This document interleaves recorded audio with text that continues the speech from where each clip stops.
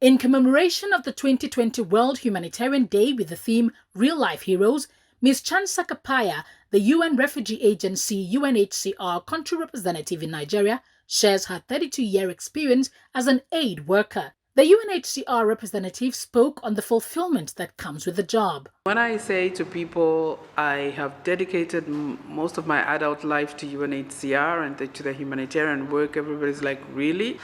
It hasn't been easy. When I say that I've been with UNHCR for the last 32 years, it means I joined the UN system in my late 20s. And so leaving home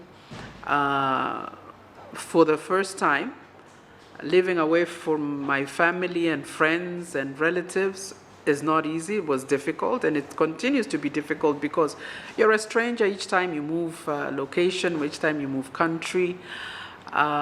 You're away from major events in your life, marriages and births, and sometimes even deaths. I have lost both my parents while working in this career of mine.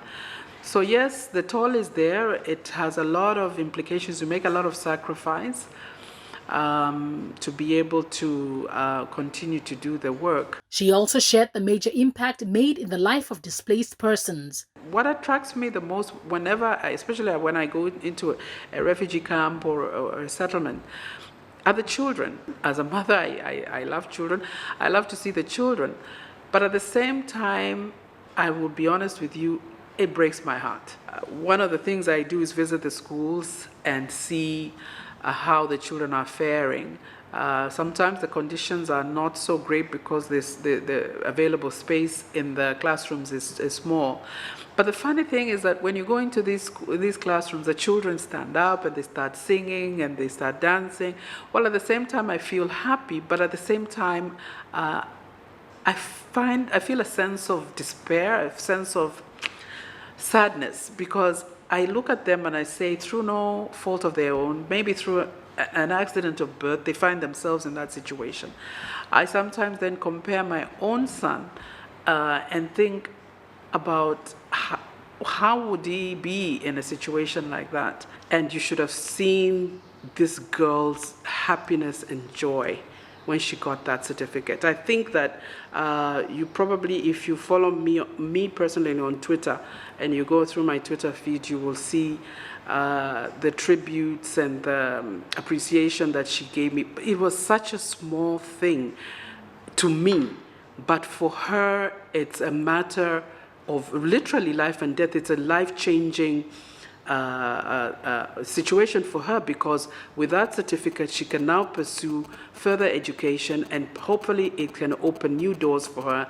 And hopefully, even though she's in a refugee context, but at least with education, she can have a hope for the future and for her family.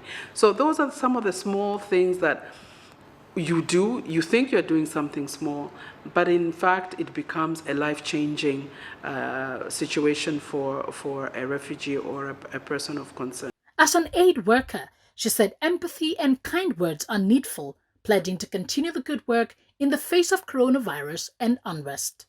As humanitarian workers, we cannot stop. We have to do what we have to do. Yes, there is the COVID-19 pandemic, which seems to have a life of its own, if I can put it that way, and by the looks of things, until they find a vaccine or a cure, it looks like it's going to be around for a while.